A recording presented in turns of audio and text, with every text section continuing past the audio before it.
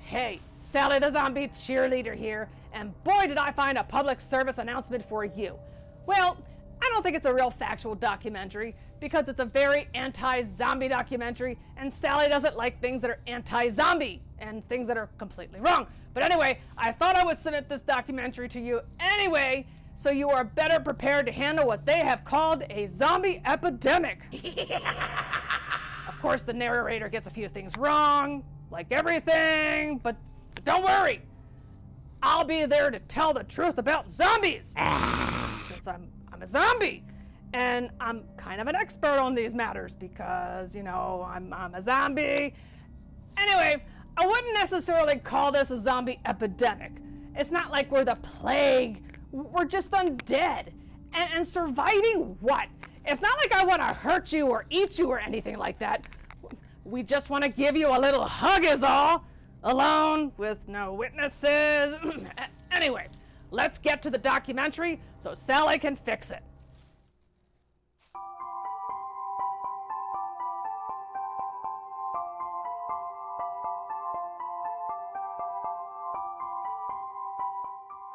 Hello, and welcome.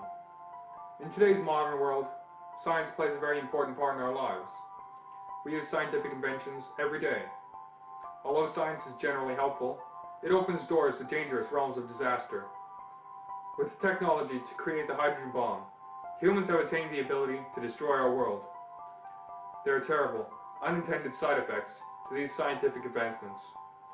Although they are rare, zombie epidemics are a serious threat to all the human race. By being well informed on the standard safety procedure for an event like this, one should have a much better chance of survival. I'm Frank McFrank, and this is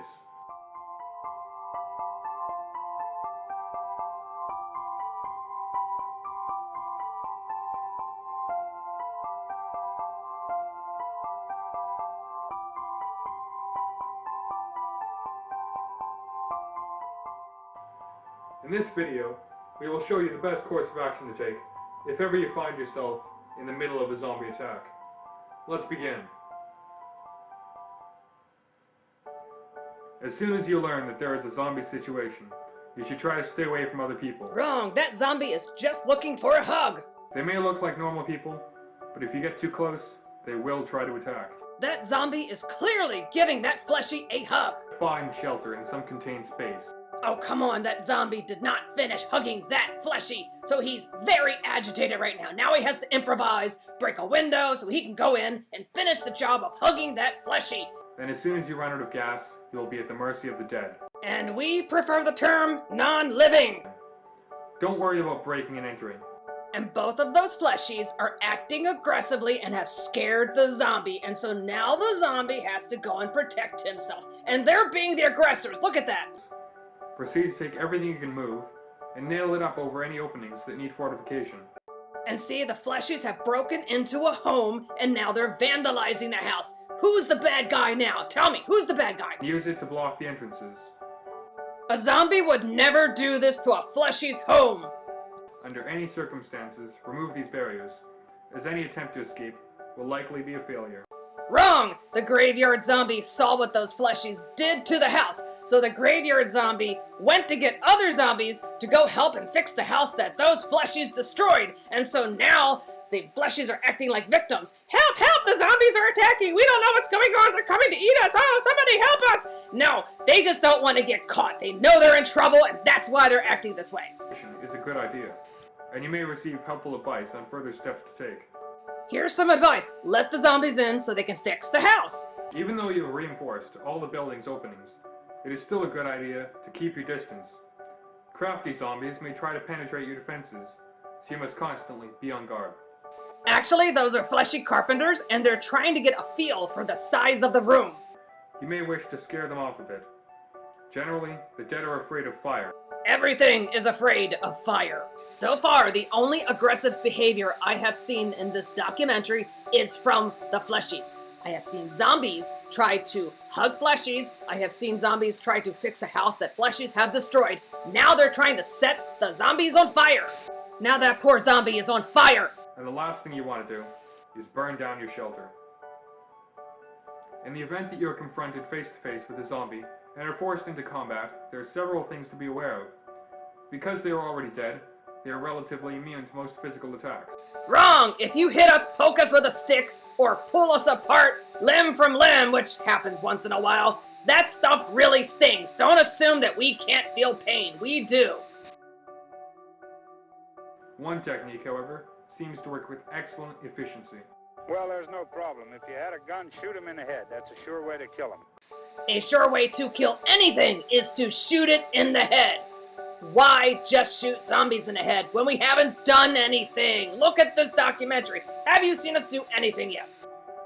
Hey, there's nothing wrong with that little girl. She's just taking a nap right now, and I can guarantee when she wakes up from her nap, she's gonna feel like a completely new fleshie. Well, not fleshie. She'll be more like a zombie. But hey, there's nothing wrong with being a zombie. Really. An extra secure room, in case the dead are able to bypass your primary defenses. You should be able to wait things out here until reinforcements arrive to rescue. Actually, one of the zombies called the police, and those fleshies are in a lot of trouble now. Do not let your guard down. They will be killing zombies, and have no way to know that you are not one of them. Alert them of your presence by calling out, and do not go anywhere near them until they know that you are alive.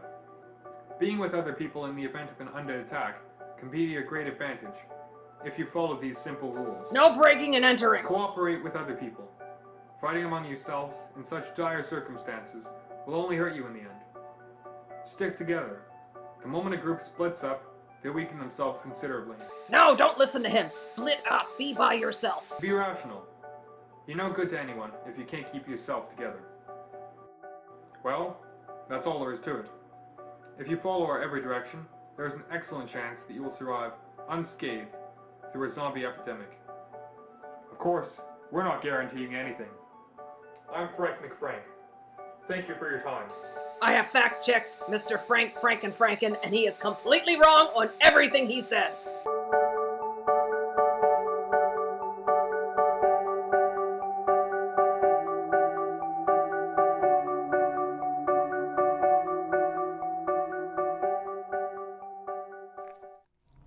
I know, it's like, I'm a zombie. I know what I'm talking about when it comes to zombies. This is what you get for letting Fleshie do a public service announcement about zombies. They don't know what they're talking about. Everything he said was, hey, Sally the Zombie Cheerleader here.